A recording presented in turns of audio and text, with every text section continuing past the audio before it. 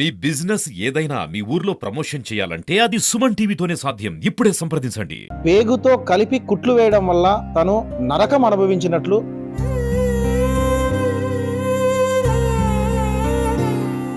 Yellow vomitings కాస్త blood vomitings గా మారిపోయాయి.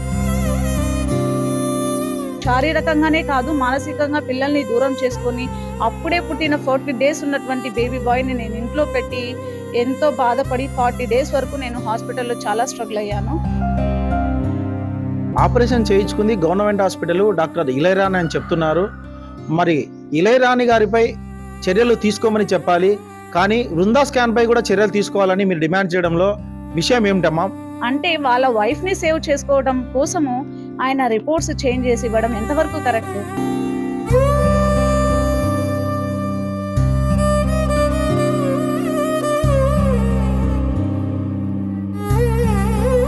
సుమన్ టీవీ మైదుకూరు నియోజకవర్గము చాపాడు మండలము నక్కల్దిన గ్రామంలో ఉన్నాం. ఇక్కడికి రావడానికి గల మెయిన్ కారణం ఏంటంటే ప్రభుత్వ వైద్యురాలు నిర్లక్ష్యం ప్రభుత్వ ఉద్యోగిని ప్రాణాపాయ స్థితిలో పడేసింది. కేవలము ప్రభుత్వ ఉద్యోగిని కదా, నేను ప్రభుత్వ ఆసుపత్రిలో ఎందుకు ఆపరేషన్ చేయించుకోకూడదు అని సమాజం గురించి ప్రభుత్వ సేవల గురించి తెలిసినటువంటి ఒక లెక్చరర్ ప్రభుత్వ ఆసుపత్రికి వెళ్ళి ఆపరేషన్ చేయమని చెప్పగా అక్కడ ఆపరేషన్ చేసిన తర్వాత పేగుతో కలిపి కుట్లు వేయడం వల్ల తను నరకం అనుభవించినట్లు ఆమె మనతో చెప్తున్నారు. ఆ ప్రాణాపాయ స్థితి ఎందుకు వచ్చింది మీకు? నా వివరాలను సుమన్ టీవీ ప్రేక్షకులతో పంచుకోగలరు? అందరికీ నా నమస్కారం. మైదుకూరు నియోజకవర్గం చాపాడు మండలం నక్కల్దిన్నె గ్రామానికి చెందిన నేను యాజ్ ఎ గవర్నమెంట్ ఎంప్లాయీగా గవర్నమెంట్ హాస్పిటల్లో ట్రీట్మెంట్ ఎందుకు తీసుకోకూడదు అనే సదుద్దేశంతో ట్యూబెక్టమీ ఆపరేషన్ కొరకు ప్రొద్దుటూరు గవర్నమెంట్ హాస్పిటల్కి వెళ్ళి అక్టోబర్ 29వ తేదీన ఆపరేషన్ కొరకు అడ్మిట్ అయ్యి ఆపరేషన్ చేయించుకున్నప్పుడు ఆమె ఆపరేషన్ తొందరగా కంప్లీట్ అవ్వాలి అన్న ఇంటెన్షన్తో డాక్టర్ ఇళయరాణి గారు స్టిచెస్ వేసేటప్పుడు పేగుతో సహా స్టిచెస్ వేయటం వల్ల నాకు పేగుకి హోల్ పడి చాలా సఫర్ అయ్యాను. వితిన్ 2 hours లోనే డిశ్చార్జ్ చేసి ఇంటికి పంపించిన వెంటనే నాకు వామిటింగ్స్ మోషన్స్ స్టార్ట్ అవ్వడంతో తిరిగి నెక్స్ట్ డేనే 30th మళ్ళీ హాస్పిటల్కి వెళ్ళి చెకప్కి చేయించుకున్నప్పుడు ఆమె ప్రాబ్లం ఏం లేదు, గ్యాస్ ట్రబుల్ వల్లే ఇదంతా అని చెప్పగా ఒకసారి ఎక్స్రే తీయండి అని మేము కోరగా ఎక్స్రే చేపించారు. ఎక్స్రే అబ్జర్వ్ చేసి కూడా ఏం ప్రాబ్లం లేదు, గ్యాస్ ట్రబుల్ ప్రాబ్లం వల్ల ఇదంతా జరిగిందని గ్యాస్ ట్రబుల్కి రిలేటెడ్గా టాబ్లెట్స్ ఇవ్వడం జరిగింది. సో టాబ్లెట్స్ ఇచ్చిన తర్వాత ఇంటికి పంపించారు. ఇంటికి వచ్చి టాబ్లెట్స్ యూజ్ చేసినప్పటికీ ఎటువంటి యూజ్ లేకపోవడంతో మాకు మళ్ళీ స్టమక్ పెయిన్, మోషన్స్, వామిటింగ్స్ విపరీతంగా ఎక్కువ అవ్వడం వల్ల తిరిగి 2వ తేదీ మళ్ళీ గవర్నమెంట్ హాస్పిటల్కి చెకప్కి వచ్చాము. మేము చెకప్కి వెళ్ళిన సమయంలో డాక్టర్ ఇళయరాణి గారు డ్యూటీలో లేరు. సో ఇన్ఫర్మేషన్ అంతా నర్సుల ద్వారా ఫోన్లో పాస్ ఆన్ అయ్యింది. సో ఆమె మాకి వృందా స్కానింగ్ సెంటర్కి రెఫర్ చేసి స్టమక్కి స్కానింగ్ తీయించుకొని రమ్మని చెప్పారు. సో ఆమె చెప్పడం వల్ల మేము ప్రొద్దుటూరులో ఉన్నటువంటి వృందా స్కానింగ్ సెంటర్కి వెళ్ళి స్కానింగ్ తీయించుకొని ఆ రిపోర్ట్స్ తీసుకొని వచ్చి మళ్ళీ నర్సులకి ఇస్తే ఆ నర్సులు అబ్జర్వ్ చేసి ఆ ఇన్ఫర్మేషన్ని తిరిగి ఫోన్ ద్వారా మళ్ళీ ఆమెకి పాస్ ఆన్ చేశారు. ఆమె ఆ ఇన్ఫర్మేషన్ అంతా తెలిసిన తర్వాత సర్జన్ ఒకసారి మీట్ అవ్వండి, ప్రాబ్లం ఏం లేదు, ఓన్లీ గ్యాస్ ట్రబుల్ వల్ల ఇబ్బంది పడుతున్నారు అని చెప్పి డాక్టర్ సునీల్ని మాకు పరిచయం చేసి ఆయన్ని మీట్ అవ్వమని చెప్పినారు. నర్సులు తీసుకొని వెళ్ళి ఆయనతో మాట్లాడించినప్పుడు ఆయన చెక్ చేసి ప్రాబ్లం ఏం లేదు, వీక్గా ఉన్నావు, గ్యాస్ ట్రబుల్ వల్లే ఇదంతా, సో బాగా తిని బాగా తిరిగితే ఎటువంటి ప్రాబ్లం లేదు, ఇంటికైనా వెళ్ళొచ్చు అని అంటే మేమే భయభ్రాంతులకు గురైనందున అడ్మిట్ అవుతామని చెప్పి అడ్మిట్ అయ్యాము అక్కడే. సో వాళ్ళు యూజ్ చేసినటువంటి మెడికేషన్ ఏదైతే ఉందో దానివల్ల నాకు ఎల్లో వామిటింగ్స్ కాస్త బ్లడ్ వామిటింగ్స్గా మారిపోయాయి.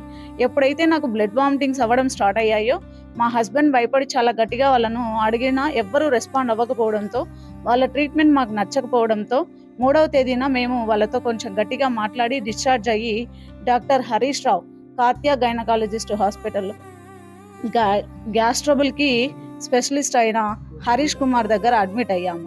వృందా స్కానింగ్ రిపోర్ట్స్ ఏవైతే ఉన్నాయో అవి అబ్జర్వ్ చేసి హరీష్ కుమార్ గారు ట్రీట్మెంట్ ఇవ్వడం జరిగింది. సో ఆయన దాన్ని బేస్ చేసుకొని ఆ రోజంతా ట్రీట్మెంట్ ఇచ్చాడు, కానీ ఎటువంటి యూజ్ లేదు, తగ్గడం లేదు. సో ఆయన రీస్కానింగ్ చేయించుకోమని మళ్ళీ మాకు సజెస్ట్ చేశాడు. రీస్కానింగ్కి మేము మళ్ళీ వృందా స్కానింగ్కి వెళ్ళకోకుండా బాలాజీ స్కానింగ్ సెంటర్కి వెళ్ళి మళ్ళీ స్కానింగ్ తీపించుకున్నప్పుడు అప్పుడు మాకు అక్కడ ఆ రిపోర్ట్స్లో ఇంటెన్షనల్ అబ్స్ట్రక్షన్ అని చూపించడం జరిగింది. సో ఆ రిపోర్ట్స్ని తీసుకొని వచ్చి మేము హరీష్ కుమార్ గారికి చూపించగా ఆయనకి డౌట్ వచ్చి పక్కనే ఉన్నటువంటి సర్జన్ని మీట్ అయ్యి ఒకసారి రిపోర్ట్స్ చూపించమని ఆయన సజెస్ట్ చేశాడు. సో మేము వెంటనే పక్కనే ఉన్నటువంటి విజయరామ హాస్పిటల్లో గుప్తా సార్ని మీట్ అయ్యి ఆయనకి చూపించినప్పుడు ఆయన చెక్ చేసి ప్రాబ్లం అయింది, మరి చాలా ఇన్ఫెక్షన్ ఉంది స్టమక్లో, ఇమ్మీడియట్గా ఓపెన్ సర్జరీ అయితే జరగాల్సిందే, ఇప్పటికే చాలా రిస్క్ తీసుకున్నారు, మీరు రిస్క్ తీసుకుంటాము 50-50 ఛాన్సెస్ ఉంది, రిస్క్ ఫేస్ చేస్తాము అంటే ఆపరేషన్ ఇక్కడే చేస్తాము, ఒకవేళ ఆపరేషన్ జరిగిన తర్వాత వెంటిలేటర్ ఐసీయూ అవసరం అవ్వచ్చు, అవసరం అయితే అప్పుడు షిఫ్ట్ చేయాలంటే చాలా ప్రాబ్లం అవుతుంది, మీ ఇష్టం, అది మా ఛాన్స్ తీసుకుంటాం, రిస్క్ తీసుకుంటామంటే ఇక్కడే చేస్తాను, లేదంటే మల్టీ స్పెషాలిటీ హాస్పిటల్కి వెళ్ళండి వెంటనే అని ఆయన సజెస్ట్ చేశాడు. ఏదైతే మాకు ఇన్ఫర్మేషన్ చెప్పాడో అక్కడ మెన్షన్ కూడా చేశాడు ఆయన, అది తీసుకుని వెళ్ళి మరీ హరీష్ కుమార్ గారికి చూపించినప్పుడు ఆయన హైదరాబాద్లో ఉన్నటువంటి మనా స్పెషాలిటీ సూపర్ స్పెషాలిటీ హాస్పిటల్ని రెఫర్ చేశాడు. మేము ఇంకా లేట్ చేయకోకుండా వెంటనే ఆ నైటే ఫోర్త్ నైట్ వెంటనే హైదరాబాద్కి బయలుదేరి మనా సూపర్ స్పెషాలిటీ హాస్పిటల్లో అడ్మిట్ అయ్యాం. ఎప్పుడైతే అడ్మిట్ అయ్యామో మార్నింగే డాక్టర్ నరేష్ కుమార్ గారు నన్ను చెక్ చేసి బేసిక్ ట్రీట్మెంట్ బ్రెయిన్ ట్యూబ్ వేసి కొద్ది వరకు క్లియర్ చేసి సిటీ స్కానింగ్ తీసుకోమని రెఫర్ చేశారు. సో వెంటనే సిటీ స్కానింగ్ తీసుకున్నాము. సిటీ స్కాన్ తీసుకున్నప్పుడు సిటీ స్కాన్లో ఏమని వచ్చిందంటే పేగుకు హోల్ పడిందని క్లియర్గా వచ్చింది రిపోర్ట్స్లో. సో అవి చూసినటువంటి నరేష్ కుమార్ గారు వెంటనే ఓపెన్ సర్జరీ చేయాలమ్మా, చాలా రిస్క్, ఇప్పుడే చాలా లేట్ అయిపోయింది, ఇంకా లేట్ చేసేకి టైం లేదు మనకని ఇమ్మీడియట్గా నైట్కి నాకు ఆపరేషన్ చేయడం జరిగింది. ఆపరేషన్ చేసిన మళ్ళీ 2 డేస్కే సేమ్ ఆమె నాకు ఎక్కడైతే ట్యూబెక్టమీ ఆపరేషన్ చేసిందో, ఎక్కడైతే స్టిచెస్ వేసిందో అక్కడే ఈ ఇన్ఫెక్షన్ మొత్తం ఫంగస్ ఇన్ఫెక్షన్ అంతా స్టార్ట్ అయింది. సో వేసిన స్టిచెస్ కాస్త మళ్ళీ మొత్తం ఓపెన్ చేసి ఇన్ఫెక్షన్ అంతా నాకు ఆయన డ్రెస్సింగ్ చేసి, ఇంకా ఇన్ఫెక్షన్ ఎక్కువ అవుతుందో డ్రెస్సింగ్ ఇంకా ఎక్కువ చేస్తే బాగోదనేసి ఇంకా మిషన్ యూజ్ చేసి నాకు 2 వీక్స్ వరకు మిషన్ని కంటిన్యూ చేసి ఆ ఇన్ఫెక్షన్ని క్లియర్ చేసి మళ్ళీ స్టిచెస్ వేసి ఇన్ఫెక్షన్ మళ్ళీ ఎక్కువ అవ్వకూడదు అనేసి చిన్న పేగుని నాకు బయట పెట్టేసి ఆయన క్లియర్ చేశాడు. నియర్లీ 40 డేస్ అంత స్ట్రగుల్ అవుతూ శారీరకంగానే కాదు మానసికంగా పిల్లల్ని దూరం చేసుకొని అప్పుడే పుట్టిన 40 డేస్ ఉన్నటువంటి బేబీ బాయ్ని నేను ఇంట్లో పెట్టి ఎంతో బాధపడి 40 డేస్ వరకు నేను హాస్పిటల్లో చాలా స్ట్రగుల్ అయ్యాను. ఏ అదర్ డిపార్ట్మెంట్స్లో ఎవరు ఎంత తప్పు చేసినా ఫైనాన్షియల్గా ఇబ్బంది పడవచ్చు, కానీ మెడికల్ డిపార్ట్మెంట్లో ఎవరైనా మిస్టేక్ చేస్తే అది ఫైనాన్షియల్గా కాదండి, ప్రాణం వరకు పోతుంది. ఒక పర్సన్ ప్రాణం పోయిందంటే అది ఆ వ్యక్తితో పోదండి, మొత్తం ఆ కుటుంబము ఆ పిల్లలు ఎంతో ఇబ్బంది పడతారు.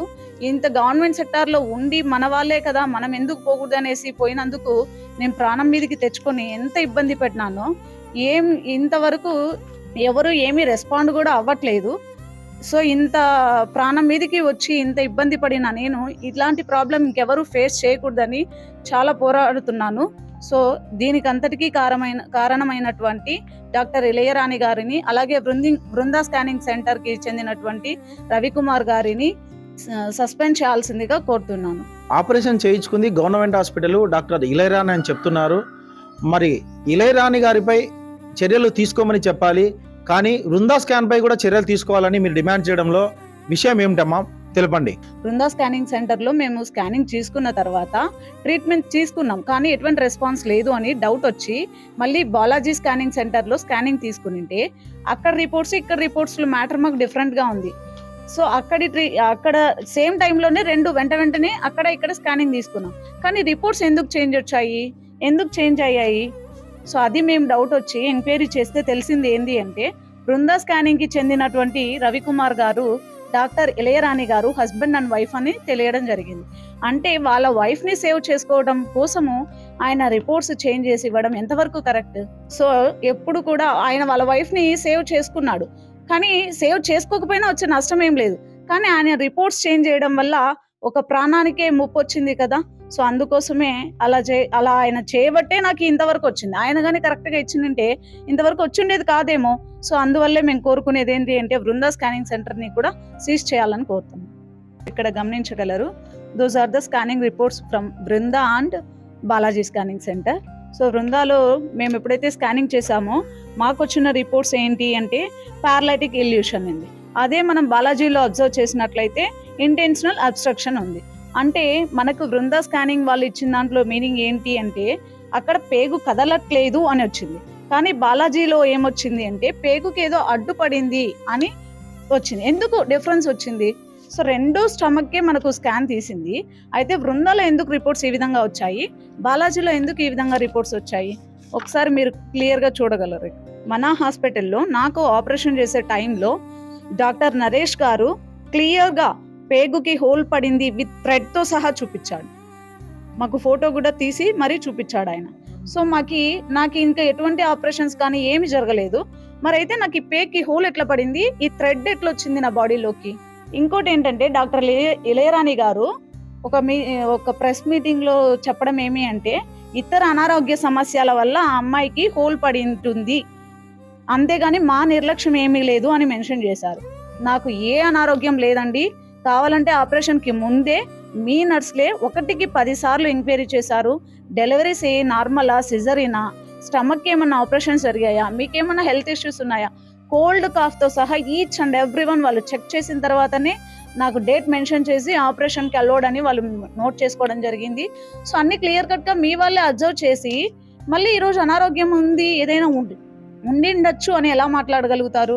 సో నేను 9th మంత్ పడి డెలివరీకి అడ్మిట్ అయ్యేంత వరకు హాస్పిటల్లో నేను కాలేజ్కి వెళ్ళి డ్యూటీ చేశాను. సో నేను అంత హెల్దీగా ఉండి నాకు ఏదైనా అనారోగ్యం ఉంటే నేను ఎలా వర్క్ చేయగలుగుతాను, అంతవరకు డ్యూటీ ఎలా చేయగలుగుతాను? అది కూడా ప్రెగ్నెన్సీ టైంలో మంత్స్ అయిన తర్వాత కూడా. అది ఒకసారి మీరే చెప్పగలరు. ఇంకొకటి ఏమని చెప్పినారంటే డాక్టర్ ఇళయరాణి గారు, అపార్థం చేసుకుంటున్నారు అని చెప్తున్నారు. అపార్థం చేసుకోవాల్సింది ఏం లేదు మేడం. అక్కడ నేనేం అన్ఎడ్యుకేటెడ్ కాదు, ఇల్లిటరేట్ కాదు అపార్థం చేసుకునేకి. ఆ మాత్రం అర్థం చేసుకునే క్యాపబిలిటీ నాకు కూడా ఉంది. మీరెవరో నాకు తెలీదు, మీ మీద ఎటువంటి కక్ష సాధింపులు నాకు లేవు మేడం. నేను స్ట్రగుల్ అయ్యాను, నేను ఫేస్ చేసిన ప్రాబ్లమ్స్ని నేను చెప్తున్నాను. నాలాగా ఇంకొకరు ఎవరు స్ట్రగుల్ కాకూడదనే చెప్తున్నాను, కానీ ఏదో మీ మీద కక్ష సాధించాలనో పగ సాధించాలనో అయితే నాకు లేదు.